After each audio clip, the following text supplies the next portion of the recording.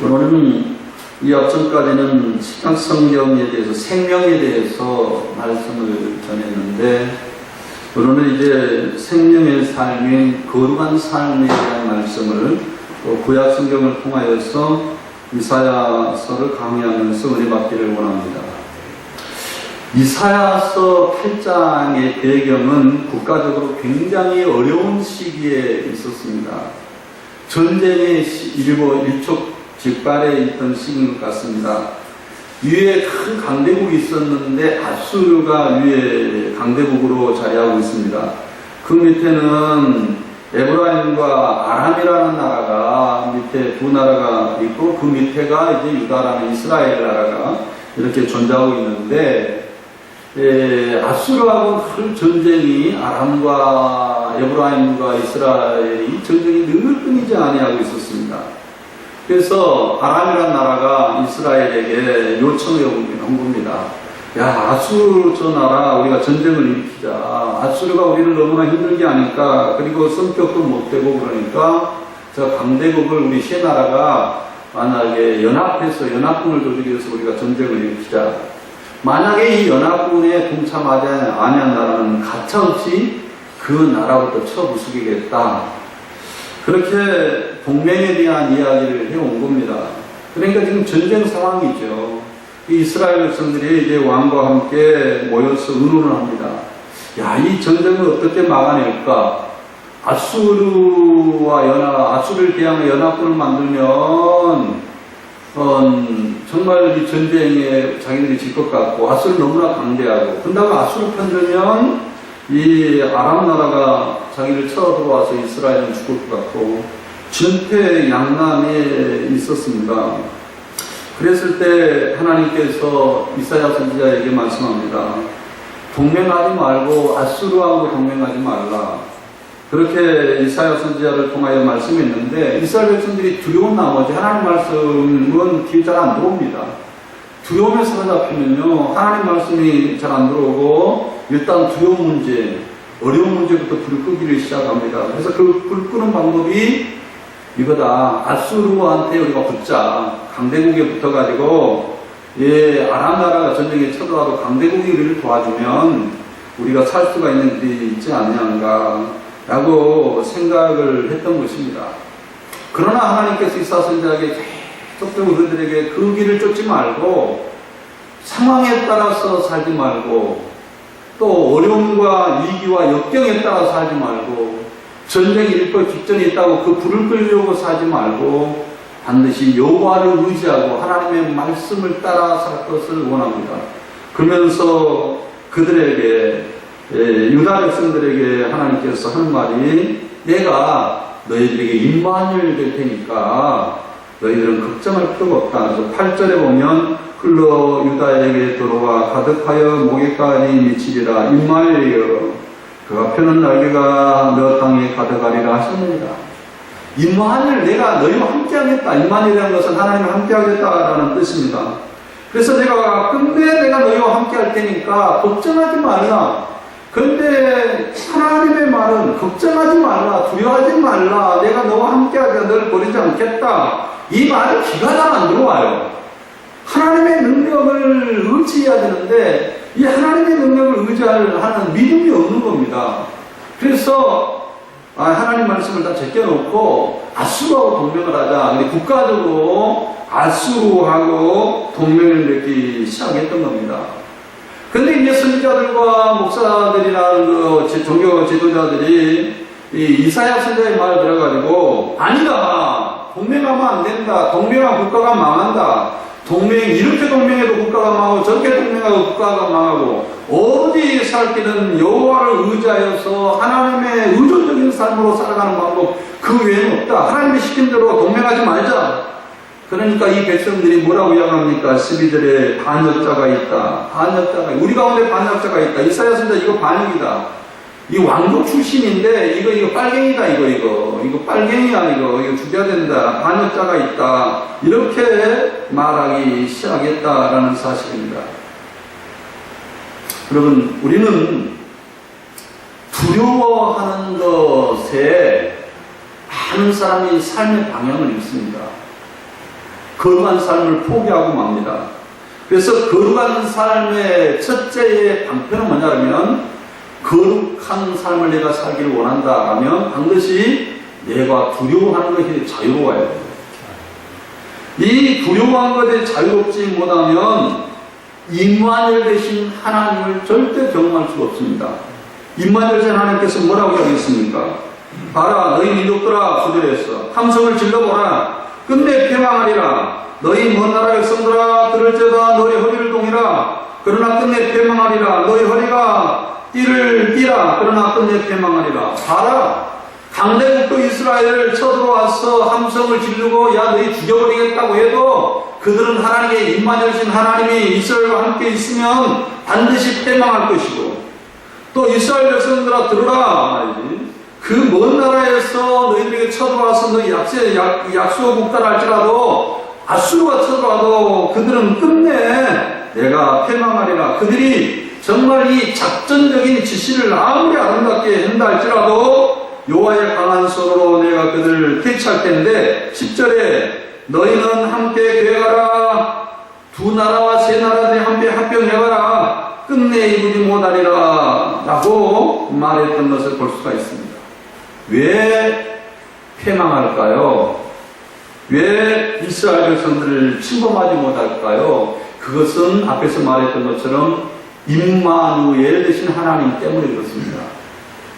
우리가 이 임마누엘이라는 말은 굉장히 중요한 말인데, 구원에 있어서 임마누엘은 굉장히 중요한, 하나님이 나와 함께 하시다라는 말인데, 이 말은 우리가 구원의 역사로도 해석을 할 수 있고, 또 하나는 임마누엘 역사는 패망의 역사로 해석할 수가 있어요. 다시 말해서 임마누엘과 하나님이 우리와 함께 한다라는 것은요, 두 가지로 우리가 해석할 수 있어요. 하나는 우리 가운데 구원을 이루어내는, 그러나 하나님의 뜻이 아니면 가차없이 그 사람에게 징벌을 내리는. 봐봐요, 유다 백성들이 하나님을 따랐을 때는 그들에게 축복하고 하나님과 함께하지만 임마누엘 되신 하나님, 그들이 하나님 말씀을 버리고 먼 길로 갔을 때 그들이 가차없이 채찍을 가해서 돌아가게 하는, 그것이 임마누엘의 역사예요. 하나님께서 임마누엘, 우리는 늘 임마누엘은 긍정적인 것으로만 해석을 하는데, 성경에서 예수님을, 아기 예수님을, 오늘 이제 이사야서 8장 초두에 그들이 두려워하니까 내가 너희들에게 임마누엘의 증표를 줄 텐데, 처녀가 잉태하여 아들을 낳을 텐데 그 이름은 임마누엘하라. 이렇게 예수님을 보내줄 것을 약속을 했어요.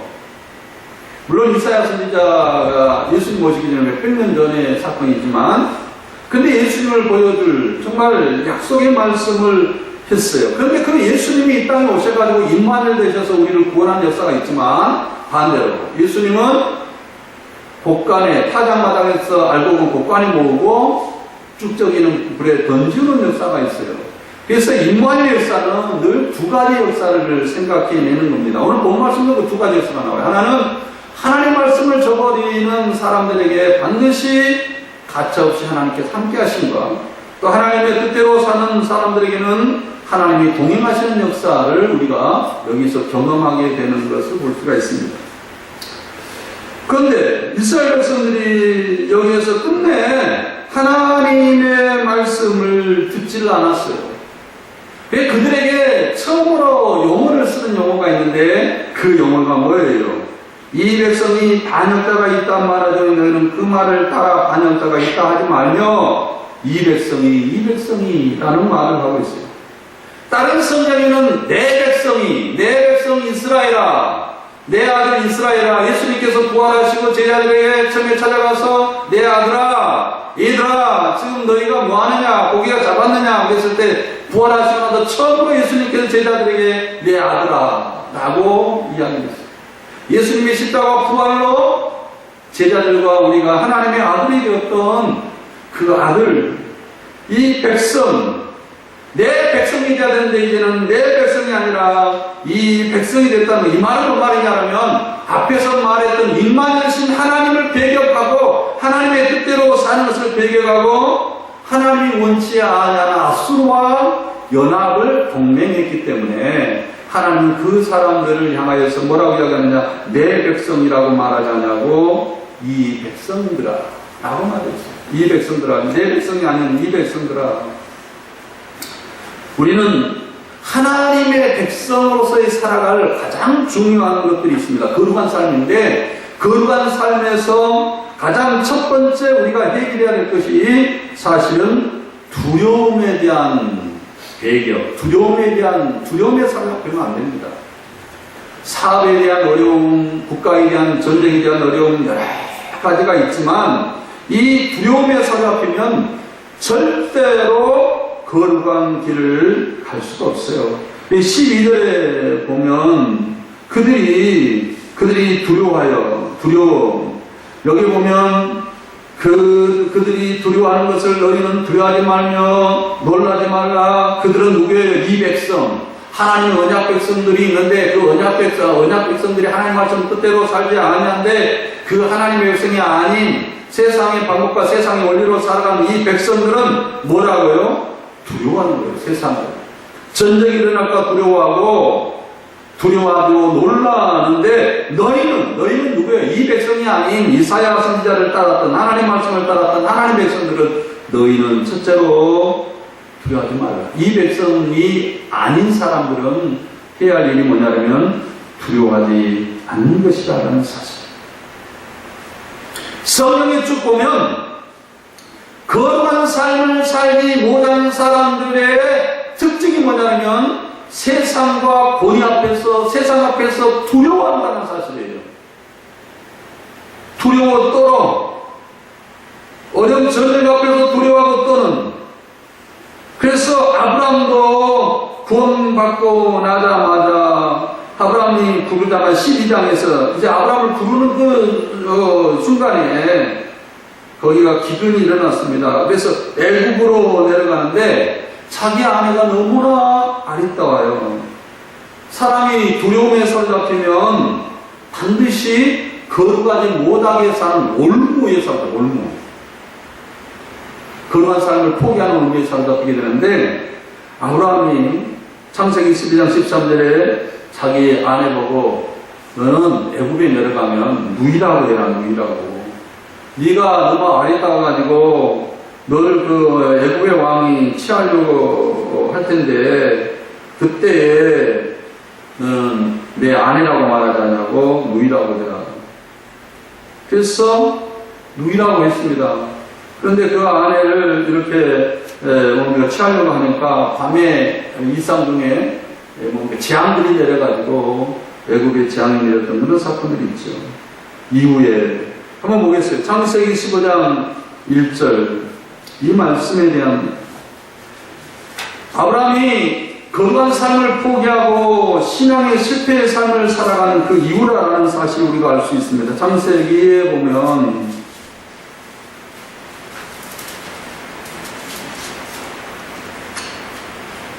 같이 한번 읽겠습니다. 창세기 15장 1절 시작. 이후에 여호와의 말씀이 환상 중에 아브라함에게 말이르되 아브라함아 두려워하지 말라. 너는 내 방패요 지극히 큰 내 큰 상급이니라.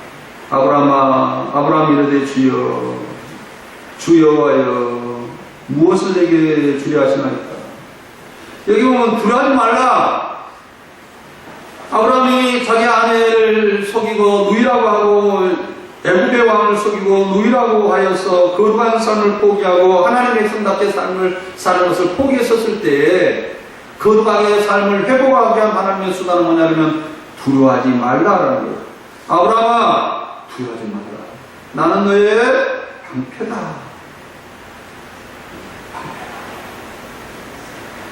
우리가 성경을 자세히 읽어보면 아브라함도 그러고 이삭도 그러고 그래서 이제 아브라함이 하나님의 이 신앙의 실패를 두려움 때문에 내가 신앙이 실패했다는 것을 알게 되고 이 다음에 이제 창세기 15장 이후의 사건은 어떤 사건이 나오냐면 이 남쪽 나라에 있는 이 연합군들이 전쟁을 일으켜가지고 자기들과 롯을 이렇게 전쟁에서 빼앗아갔다. 이 롯의 가족과 롯의 재물과 재산을 싹 약탈해갔다라는 소식을 들었습니다. 아브라함 뭐라고 생각했을까요? 내가 신앙에 실패한 것은 이 두려움이었는데 내가 이 하나님께서 그 신앙이 실패하고 나자마자 나에게 하는 말이 뭐냐면 이 두려움을 극복하는 것이었는데 내가 아니다.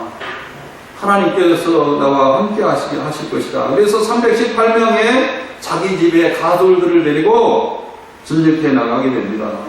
그리고 그랄지바 전쟁터에 나가서 전쟁을 318명을 데리고 전쟁을 해서 자기 조카 롯을 이렇게 데려옵니다. 신앙의 승리였죠. 거룩한 승리. 우리는요, 늘 신앙을 잃어버릴 때가 언제이냐면, 가장 거룩하게 살지 못하는 때가 언제이냐면, 사람을 두려워하거나, 세상의 물질을 두려워하거나, 아니면 전쟁을 두려워하거나, 어떤 위기 상황이 있었을 때, 거기에가 바로 하나님이 나와 함께 할 수가 있는 좋은 기회인데, 하나님이 나와 함께하고 하나님이 나의 동역자가 되고 하나님이 나와 내 속에 역사하시는 그런 것을 드러낼 수가 있는 아주 훌륭한 입만 드신 하나님을 드릴 수가 있는 좋은 기회인데 그 기회를 놓쳐버리는 어리석은 사람으로 전락하고 만다라는 사실입니다. 이삭도 마찬가지. 이삭도 신앙이 어렸을 때는 창세기 20장에 보면 자기 지방에 기근이 들어서 그랄 지방으로 이사를 하게 되는데 거기에 아비멜렉이라는 그냥 왕이 살았는데 말이죠. 아비멜렉에게 자기 아내를 빼앗길 것 같으니까, 그리고 자기를 죽일 것 같으니까 이삭 자기조차도 뭐라 그랬어요. 자기 아내를 우일하고 이렇게 속였잖아요. 아브라함도 이삭도 다 그렇게 했습니다. 구약만 그런가 신약도 하나님의 백성들이 거룩하게 살지 못하는 사람들이 많았습니다. 이스라엘 백성들 가운데 바리새인들 가운데 많은 사람들이 예수 그리스도를 믿는 사람들이 예수님 당시 때도 많았습니다. 그런데 그들은 두려움 때문에 내가 예수를 믿고 있다라고 표현하지 못해 지방에서 쫓겨나서 죽일까 봐가지고 그랬습니다. 요한복음 한번 찾아보겠습니다. 12장 42절에 있는 말씀, 요한복음 12장 42절. 우리 다 같이 한번 찾아서 같이 42절, 43절 같이 한번 읽어보도록 하겠습니다. 요한복음 12장 42절, 43절 시작. 그러나 관리 중에도 그를 믿는 자가 많되 바리새인들 때문에 드러나게 말하지 못하니 이는 출교를 당할까 두려워합니다. 그들은 사람의 영광을 하나님보다 더 사랑하였더라. 왜 두려워했어요? 예수를 믿기는 믿는데 두려움 때문에 하나님의 영광과 하나님의 영광을 내가 드러나야 되겠다 라는 것이 아니라 내가 혹시나 내 영광이 없어지면 어떨까? 내 가족이 굶어 죽으면 어떨까? 내 가정이 어려움을 당하면 어떨까? 라고 세상의 영광을 하나님의 영광보다 세상의 영광을 더 사랑했던 그것 때문에 거룩한 삶을 살지 못했다는 거예요. 다시 말하면 두려움 때문에 거룩한 하나님이 나와 함께하는 사실들을 드러내지 못했다라는 사실입니다. 성경에 보면 구약 성경의 사사 가운데 두려워하는 사람들이 굉장히 많은데 생각해 보세요. 두려움이라는 것이 사람을 거룩하게 살지 못하게 할 뿐만 아니라 두려움이라는 이것이 말이죠. 인간답게 살지 못하게 하나님의 영광과 전혀 관계가 없는. 그런데 이 두려움만 사실은 극복만 하면 신앙 거룩한 하나님이 나와 함께 한다라는 사실을 굉장히 잘 드러낼 수가 있는. 저 사람이 하나님과 함께 사람들이 보여줄 수 있고 하나님이 나와 함께 하셨다. 그런데 하나님이 나와 함께 하셨다는 그것은 늘 어디에서 하나님이 나와 함께 하는가를 드러내느냐? 위기 상황이 있었을 때 드러냅니다. 평상시 때 나와 하나님이 함께 한다. 그거 잘 되지요. 평상시 때 하나님이 함께 한 거 잘 형통하니까. 그러나 내가 위기 상황에 처해있고 전쟁의 상황에 처해있을 때, 어려운 상황에 처해있었을 때 그때 하나님 나와 함께함을 드러내야 되는데 내가 두려움과 하나님의 영광을 사랑하지 않냐고 내 처지와 내 가정의 처지와 내 자신의 위치에 대한 처지를 먼저 생각할 때 하나님이 함께하는 것이 아니라 우리 하나님 앞에 벌을 받는, 하나님 앞에 창피를 당하는 그런 사건들을 우리가 볼 수가 있다라는 사실. 그러므로 성경은 두려움과 거룩함을 같이 사용하고 있다라는 사실들을 우리가 볼 수가 있습니다. 이사야서 다시 돌아와서 8장 13절에 있는 말씀 한번 보겠습니다. 두려움과 거룩함은 같다. 두려워하지 않는 것과 거룩한 삶은 같은 삶인 것을 성경은 말하고 있다라는 것입니다. 이사야서 8장 13절 다시 돌아와서 같이 한번 읽겠습니다. 시작. 만군의 여호와 그를 너희가 거룩하다 하고 그를 너희가 두려워하여 무수할 자로 삼으라. 여기에 보면 거룩함과 두려움을 혼용하여 쓰고 있다라는 것을 볼 수가 있습니다. 자, 이사야서 6장에 이것은 이 거룩하다란과 여호와를 두려워하다 말은 똑같은 말인데 어디서 이사야서 책에 있어요?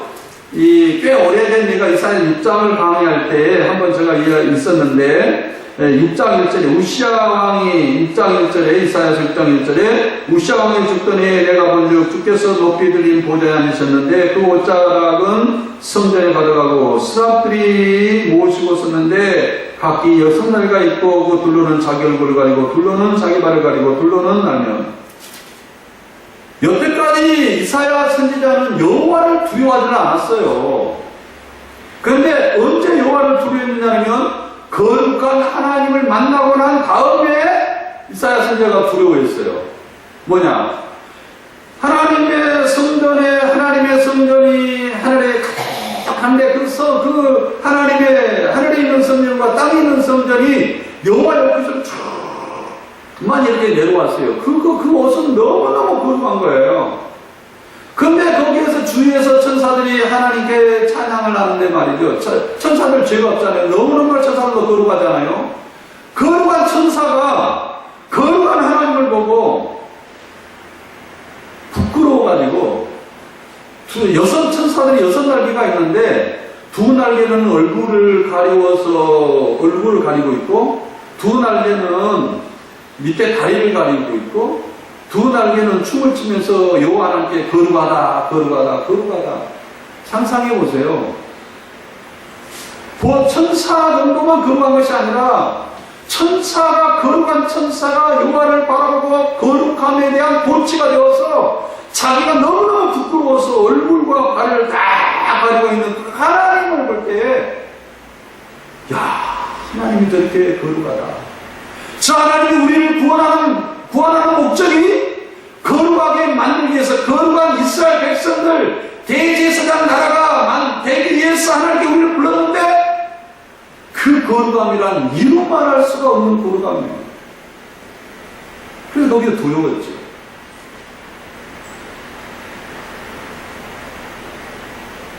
그래서 우리가 거룩하다 하는 것과 하나님을 두려워하는 것은 같은 의미라는 것을 여기서 파악할 수가 있습니다. 같은 말에 거룩하다, 분리되었단 말이에요. 분리되었다. 어떤 뭐에 분리됩니까? 세상의 권세와 능력과 세상의 방법이 하나님과 달라요. 이 세상에 아무리 아름다운 은혜가 있고 엄청난 거룩함이 있어도 하나님의 거룩함과 하나님의 사랑과 이것은 완전히 분리되어 있어요. 하나님의 거룩함을 따라갈 수가 없어요. 없을 만큼 분리되어 있어요. 이 거룩함, 분리된 거룩함. 이 세상에 아름다운 모든 것, 은혜로운 모든 것, 이 모든 것은 하나님과의 전혀 따라갈 수가 없는 거룩함. 그 거룩함 앞에 섰을 때 자기가 화로가 나요. 망하게 되던 이사야 선지자는 나는 죄인입니다. 라는 것을 알게 됩니다. 우리가 여호와를 두려워할 때 뭘 두려워해야 됩니까? 거룩함에 대한 두려움입니다. 사실은 거룩함에 대한 두려움입니다.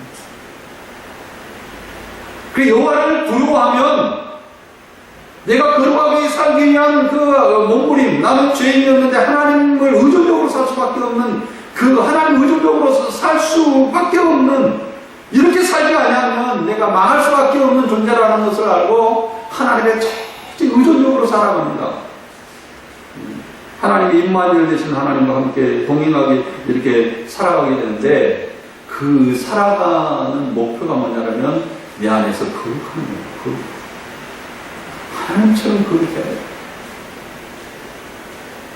그리고 성경 말씀을 비춰보면 하나님 말씀이 내 안에 죄를 드러내고 하나님처럼 거룩하지 못한 것에 대한 안타까움과 의와 하나님 나라에 대한 사모함이 내 안에 넘쳐나도록 하나님께서 나에게 거룩함으로 나에게 다가옵니다.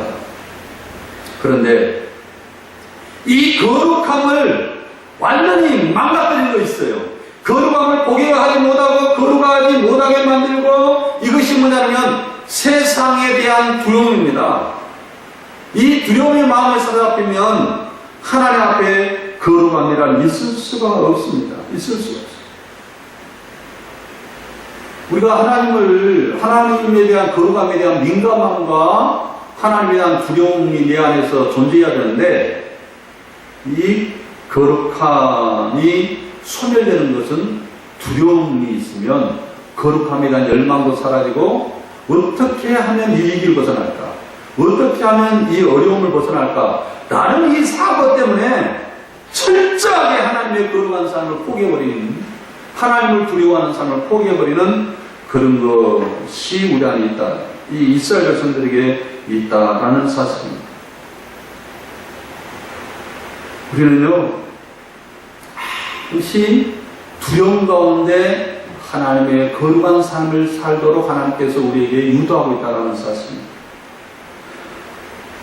대적자들이 여러분들에게 찾아올 때 그 대적자들 앞에서 하나님의 함께 하심을 드러내는 유일한 방법이고, 어려움이 찾아왔을 때 그 어려움을 인하여서 하나님께서 함께 하심에 대한 유일한 방법입니다.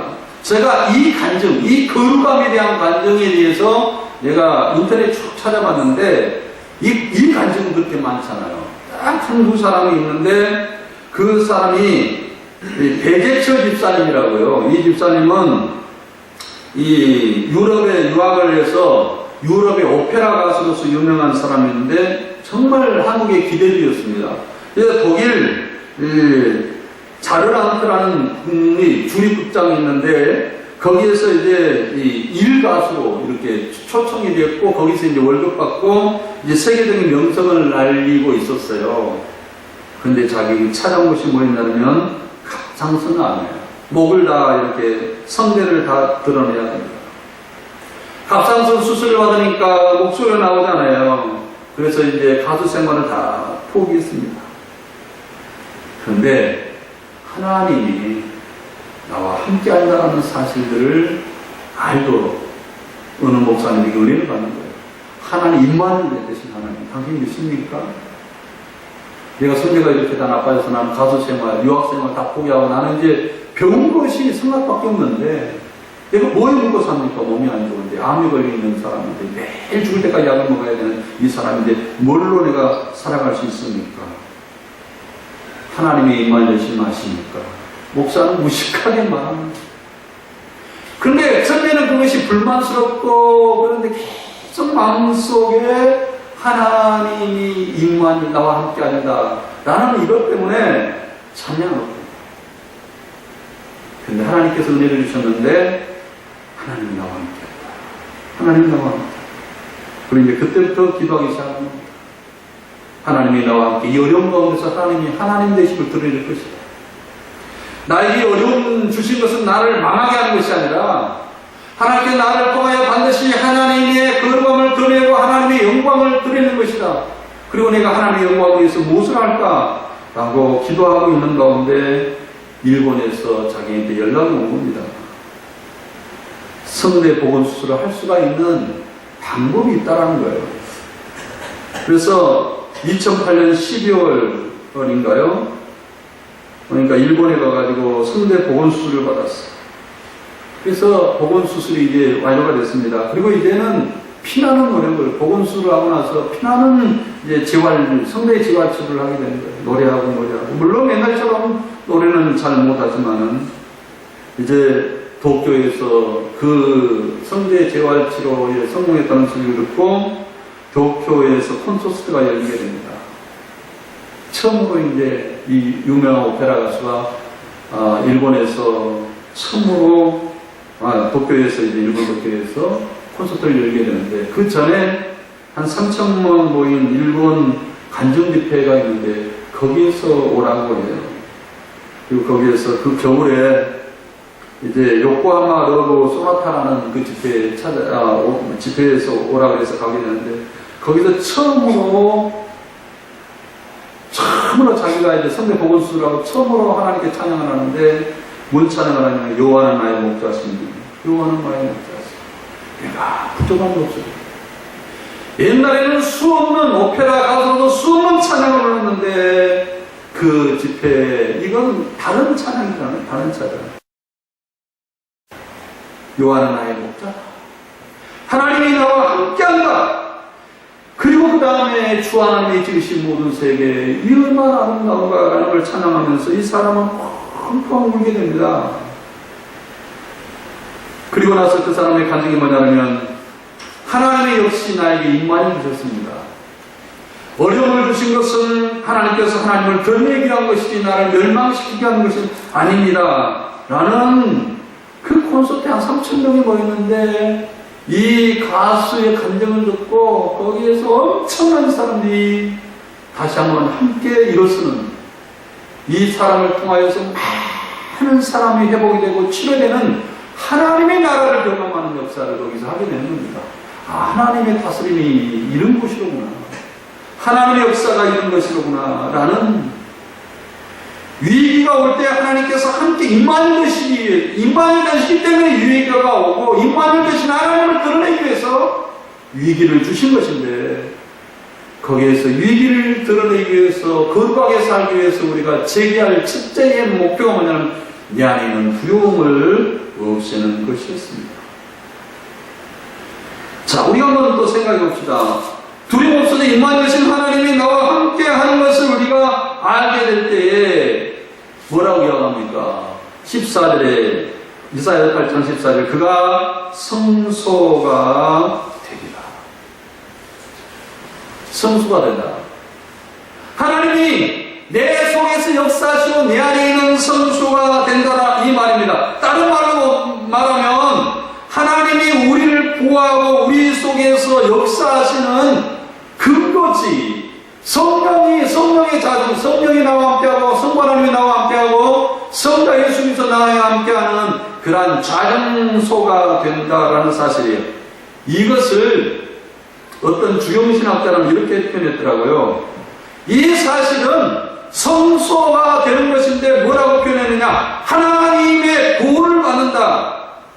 이것을 내가 주영신학적으로 한번 해석을 해볼까요? 이것은 뭐냐면, 하나님이 나를 구하시고 하나님이 내 속에서 나를 감쌀 때에 나를 망하게 하는 방법이 뭐냐면, 하나님을 망하게 하면 나를 망하게 하는 거예요. 하나님을 망하게 못하면 나는 망할 수가 없는 사람입니다. 왜? 하나님이 나의 지성소가 되어 있기 때문에, 하나님이 나를 보호자로 삼기 때문에, 성령의 십자가 은혜가 부활로 인하여서 하나님이 나의 성수가 되어서 나에게 임만 되신데, 임만 되신 사람에게 나를 치려면 하나님을 치는 거죠. 그래서 하나님을 이기면 내가 지는 질 수 있지만, 하나님을 이길 수가 없으면 내가 망할 수가 없는 겁니다. 이것을 어떤 신학자는 성소라는, 여기서 말하는 성소라는 개념으로 사용했다, 이렇게 표현했더라고요. 사랑하는 성도 여러분, 너희가 하나님의 성령인 것과 성령이 너희 안에 거하는 것을 너희가 알지 못하느냐 라고 말했을 때에, 역시 이거 고린도전서에 나오는 말씀임에도 불구하고 이 하나님을 드러내는 거룩한 삶을 살지 못한 백성들에게 두려워해서 세상과 짜가여서 세상의 어려움 가운데서 위기 상황만 극복하려고 하는 그 사람들에게 하나님께서 어찌하여 너희가 하나님의 성령과 하나님의 성령이 너희 안에 거하신 이 사실을 너희가 깨달지 못하고 거룩한 삶을 포기하느냐 라는 말씀을 하고 있는 것을 우리는 알 수가 있습니다. 세상을 두려워해서는 안 됩니다. 이 세상의 어떤 문제도 두려워해서는 안 됩니다. 어려움도 두려워해서는 안 됩니다. 이것은 사탄이 우리에게 거룩한 삶을 포기하도록 만들어 놓은 올무라는 사실이에요. 덫이에요. 덫입니다. 덫. 많은 사람들이 여기에 넘어졌어요. 어려움에서, 두려움에서 여기에서 넘어졌던 것을 보십니다. 사무엘상 22장 3절에 내가 피할라의 반석의 하나님이시오 나의 방패시오 나의 뿌리시오 본의 뿌리시오 나의 높은 망대시오다. 사무엘하 22장 33절에 여호와 외에 누가 하나님이며 누구 하나님 외에 누가 반석이냐. 신명기 31장 4절에 그는 나의 반석이시니 그가 하실 일이 완전하고 그 모든 일이 정의롭고 진실하고 그가 거짓이 없으신 하나님이시니 공의시고 바르시도다. 사랑하는 성도 여러분, 우리는 알아야 됩니다. 우리가 거룩한 삶을 살아가기 위해서 반드시 제거해야 될 일이 뭔 일이냐? 성경에 보면 두려움입니다. 두려움. 베드로가 처음에는 예수님 앞에 뭐라고 혼장담했냐면 다른 사람들이 다 주님을 부인한다 할지라도 나는 주님을 부인한 것이 아니라 죽기까지 주님을 따르리다 했는데 네가 닭이 우기 전에 네가 3번 나를 부인할 것이다 그런 말씀을 했죠. 그런데 사도행전 4장에 보면 베드로가 성령이 충만하여 하나님의 내려하심과 하나님의 동행하시는 성령 충만함과 충만의 역사를 통하여서 두려움이 사라졌습니다. 그리고 이제 예루살렘의 기적과 큰 표적을 행할 때 화제가 되었습니다. 그리고 유태인들이 공회에서 대책회를 세웠어요. 이 베드로를 죽일까 어떻게 할까 하다가 지금 장안에서 이 사람 때문에 문제가 많은데 표적이 너무나 유명하고 사람들이 이 사람을 죽이면 또 불만이 많이 터져나갈까 보니까 어떻게 할까 하다가 베드로를 불러가지고 엄히 명하여서 이 말 다시 앞으로 다시 예수 그리스도에서 말하면 죽여버린다 이렇게 엄히 경고하자라고 해서 베드로를 불렀습니다. 베드로야 예수 이름으로 말하지 말라. 그러면 너가 앞으로 크게 화가 있을 것이다. 그래서 베드로가 뭐라고 이야기했어요? 하나님 앞에서 너희 말을 듣는 것이 옳으야 하나님 말씀 듣는 것이 옳은가 너희가 판단해봐라. 우리는 보고 들은 것을 말할 수밖에 없다 라고 말했습니다.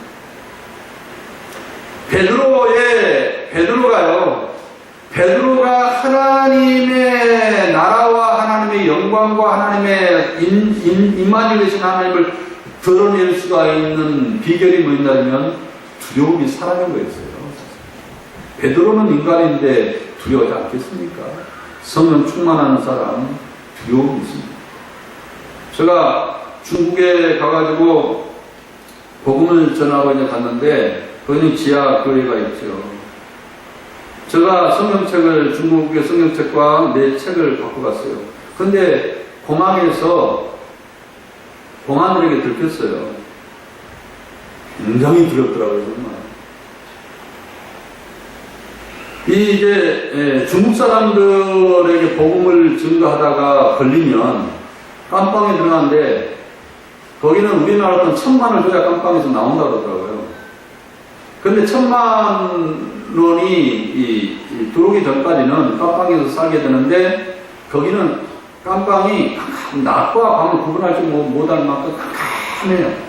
깜깜하대요. 굉장히 두렵더라고요. 그리고 나서 이제 공안들이 빠져나가지고 이렇게 하는데 내가 걸렸다는 소리를 듣고 나를 데려오는 그런 중국 목사가 있는데 중국 목사님이 이상하게 성질을 하더라고요. 택시를 타라는 그 사인을 갖더라고요. 그런데 어디를 택시를 타고 어디 갈지를 알아요. 무조건 택시를 탔죠. 근데 앞에서 누군가 가이드를 하더라고요. 그래서 또 한 3번 여기서 내리고 또 다른 데 내리고 3번 내려오니까 그 사람이 차를 타고 이제 나 옆에 와가지고 뒤에 공안이 안 따는 것 같습니다. 그래가지고 이제 목사들이 한 50명 모이는데 중국 목회자들이 50 모이는 곳에 거기 갔어요.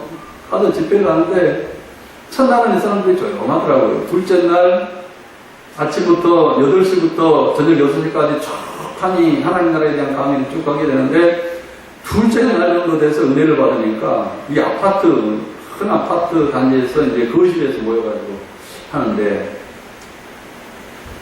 이 사람들이 찬양을 하기 시작하는데요. 아파트가 떠나가도록 찬양을 하는 거예요. 그게 얼마나 두렵겠어요. 지금 내가 공안에 잡혀서 이렇게 빠져나왔는데 또 은혜 받는 이 사람들이 3일 동안 양가 찬양한 거예요. 이거. 떠나가도 정말 은혜 받으니까요. 중국 사람들 못 말리더라고요. 하지 말라해도 뭐 끊지 않아요.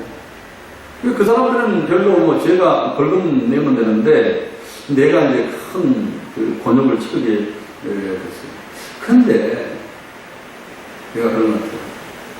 하나님이 살아계시기 때문에 감옥에 들어가도 하나님, 거기도 하나님께 함께 계심을 분명하게 느끼게 할 거다. 여기서도 하나님이 함께 계심을 느끼게 할 거다. 그냥 놔뒀어요. 같이 찬양했어요. 그리고 오는데 그 집회 처음 이제 이튿날, 셋째 날에는 굉장히 두려운데 그걸 믿음이 있고 하나님의 인도를 따라서 깊이 기도하고 집회가 끝나고 오는데 하나님 나와 함께 했다라는 그 기쁨이 있잖아요.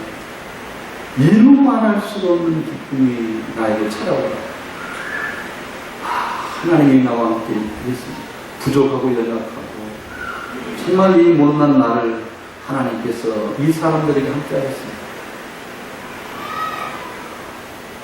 두려움이 사라질 때에 이 안에서 거룩함도, 이 안에서 이 기쁨도 회복이 되는 역사가 있는 것을 우리가 알 수가 있습니다. 물론 무지하게 그냥 무식하게 하는 것은 어리석은 일이지만 그러나 하나님의 살아계심과 임만에 계신 하나님을 드러낼 때는 반드시 거룩함에 대한 것은 두려움에 대한 것은 거룩함과 대치가 되기 때문에 이 안에서 제기해야 될 첫째의 적인 것을 여러분들이 분명히 갖고 오늘 거룩한 생활의 첫째의 요소인 두려움을 제거하라는 말씀으로 오늘 은혜를 같이 나눴습니다.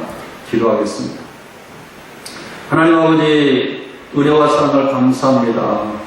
내 안에 있는 하나님의 영광과 하나님의 뜻을 드러내기 위한, 하나님의 나라를 드러내기 위한 두려움이 있을 때마다 주님, 우리는 두려움에 사로잡힌 것이 아니라 임만에 계신 하나님을 느끼고 하나님을 드러내는 최선의 방법을 살아갈 수 있도록 우리 안에 거룩함을 회복시켜 주시옵소서. 예수님 이름으로 기도드렸습니다. 아멘.